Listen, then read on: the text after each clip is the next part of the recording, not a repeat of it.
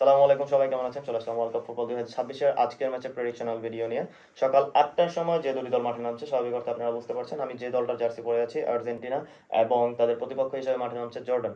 Jordan এবং আর্জেন্টিনার আজকে গ্রুপ পর্বের শেষ ম্যাচ, যদিও ম্যাচটা তেমন একটা গুরুত্ব বহন করে না, কারণ জর্ডান অলরেডি তারা দুটি ম্যাচ হেরে গিয়েছে এবং আর্জেন্টিনা তাদের গ্রুপ পর্বে প্রথম স্থান অধিকার করে ফেলেছে দুটি ম্যাচ জেতার মাধ্যমে। অলরেডি তাদের 5-0 একটা গোলের ব্যবধানও আছে, 5+। সেই ক্ষেত্রে হয়তো আজকে আর্জেন্টিনার স্কোয়াডে আপনারা বেশ কিছু পরিবর্তন দেখতে পারবেন, যেটা হয়তো জর্ডানের ক্ষেত্রে দেখতে পারবেন না।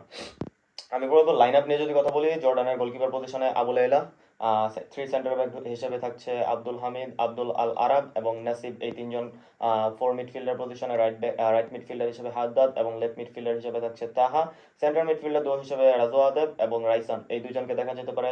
লেফট উইং ফরওয়ার্ড হিসেবে মার্দি, রাইট উইং ফরওয়ার্ড হিসেবে তামিরি এবং স্ট্রাইকার পজিশনে অলওয়েন, এই তিনজনকে দেখা যেতে পারে ফরওয়ার্ড লাইনে। আর্জেন্টিনার গোলকিপার নিয়ে যদি আমি কথা বলি, হয়তো আমি আজকে নিজের থেকে চাই রুলি অথবা অন্য একজন গোলকিপার যে আছে মুসো, এদের একজনকে ইউজ করা হোক। অলরেডি এমি মার্টিনেজ নিজের যোগ্যতার প্রমাণ দিয়ে ফেলেছে আগের বিশ্বকাপে এবং এই বিশ্বকাপে।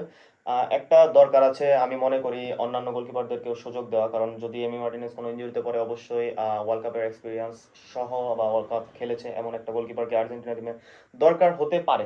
রাইট ব্যাক পজিশনে আর্জেন্টিনার বেশ কিছু অপশন আছে, গঞ্জালো মন্টিয়াল এবং নোহাইল মলিনা, এই দুজনের একজনকে ইউজ করা যেতে পারে। রাইট ব্যাক পজিশনে আর্জেন্টিনার আরও বেশ, সরি, লেফট ব্যাক পজিশনে আর্জেন্টিনার আরও একটু বেশি অপশন আছে, কারণ আপনি যদি খেয়াল করবেন ফেকুন্দো মদিনাকে দিয়ে শুরু করানো হয়েছে এই বিশ্বকাপ, যেখানে আমরা স্বাভাবিক অর্থে ধরেছিলাম তাগলিয়াফিকোকে দিয়ে হয়তো শুরু করানো হতে পারে, যেখানে অলরেডি আকুনাকে এই বিশ্বকাপ স্কোয়াড থেকে বাদ দেওয়া হয়েছিল। সেইখানে তাগলিয়াফিকোকে দিয়ে হয়তো শুরু করানো হতে পারে। আরও একটা অপশন আছে ভ্যালেন্টিন বার্কোকে দিয়ে হয়তো শুরু করানো যেতে পারে।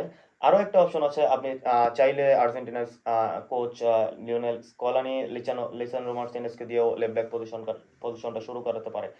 সেন্টার ব্যাক ডো হিসেবে বেশ কিছু অপশন আছে আর্জেন্টিনার এখানে, Cuti Romero, Nicolas Otamendi, Marcos Senesi অথবা লিচা মার্টিনেজ, আপনি যাকে ইচ্ছা ইউজ করতে পারেন এইখানে, যদিও বেলেরদি অলরেডি স্কোয়াড থেকে বাদ পড়ে গেছে ইনজুরির কারণে।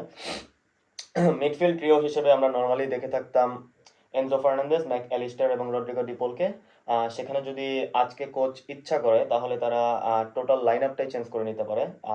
পালাসিওস, পারাদেস এবং জিওভানি লো সেলসো, এই তিনজনকে আজকে হয়তো ইউজ করতে দেখা যেতে পারে।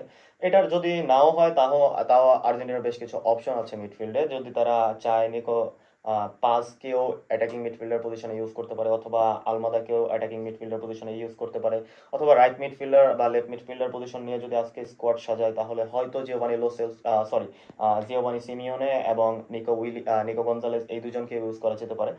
আর্জেন্টিনা হয়তো আজকে এমন একটা সেট নিয়ে খেলবে যেটা নিয়ে আমরা লাস্ট বিশ্বকাপে ব্রাজিলকে কিছুটা ট্রল করেছিলাম, যে ব্রাজিল তাদের টোটাল লাইন আপ চেঞ্জ করে বিশ্বকাপ খেলতে এসেছে, অতএব নিজেদের স্কোয়াড নিয়ে খুবই বড়ত্ব করছে যে আমরা সেকেন্ড লাইন আপ নিয়েও খেলতে পারি। আর্জেন্টিনা হয়তো আজকে তাদের সেকেন্ড লাইন আপটা মাঠে নামাবে, কারণ ইনজুরি প্রোন কিছু কিছু প্লেয়ার আছে, তাদেরকে হয়তো আজকের ম্যাচটা রেস্ট দিলে পরের ম্যাচটা আরো ভালো কিছু করার যোগ্যতা রাখে তারা।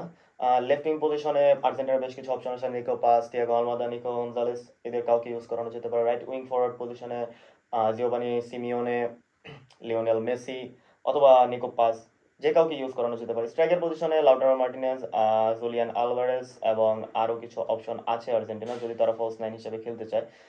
যাই হোক, আর্জেন্টিনা আজকে কোন ফরমেশনে খেলবে তা হয়তো খেলা শুরুর 1 ঘন্টা আগে আপনারা জেনে নিতে পারবেন, যদি আমাদের নর্মালি ভিডিওগুলো খেলা শুরুর 1 ঘন্টার একটু আগেই ছাড়া হয়ে থাকে, কারণ আমরা প্রয়োজন লাইন আপ নিয়ে কথা বলি, আমরা কোনো ফিক্স যে লাইন আপ ঘোষণা করা হয় সেটা নিয়ে কথা বলি না, কারণ আপনারা খেলা দেখার যে আনন্দটা সেটা হয়তো নষ্ট করে ফেলবো আমরা যদি তাদের ফিক্স যে প্লেইং লাইন আপ নিয়ে মাঠে নামছে সেটা নিয়ে বেশি কথা বলি।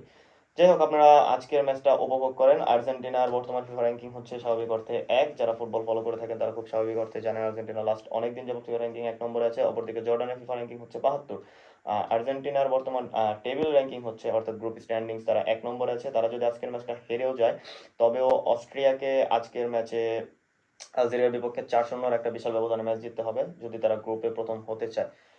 সেই ক্ষেত্রে আমরা স্বাভাবিক অর্থে বলতে পারি আর্জেন্টিনার জন্য ম্যাচটা তেমন গুরুত্বপূর্ণ না হলেও অস্ট্রিয়া এবং আলজেরিয়ার জন্য হয়তো ম্যাচটা আজকে অনেক বেশি গুরুত্বপূর্ণ। যদি হেড টু হেডের কথা বলি, আর্জেন্টিনা তাদের লাস্ট 5টা ম্যাচের মধ্যে একটা ম্যাচও হারেনি, 5টার মধ্যে 5টা জয় আছে। অপরদিকে জর্ডান তাদের লাস্ট 5টা ম্যাচের মধ্যে একটা ম্যাচ জিতেছিল, বাকি 3টা ম্যাচ হেরেছে এবং একটি ড্র হয়েছিল। একটা ইন্টারন্যাশনাল ফ্রেন্ডলিতে নাইজেরিয়ার বিপক্ষে শুধু তাদের জয় ছিল। যাই হোক, আপনারা আপনার প্রেডিকশন জানাতে পারেন আর্জেন্টিনা এবং জর্ডানের ম্যাচ নিয়ে।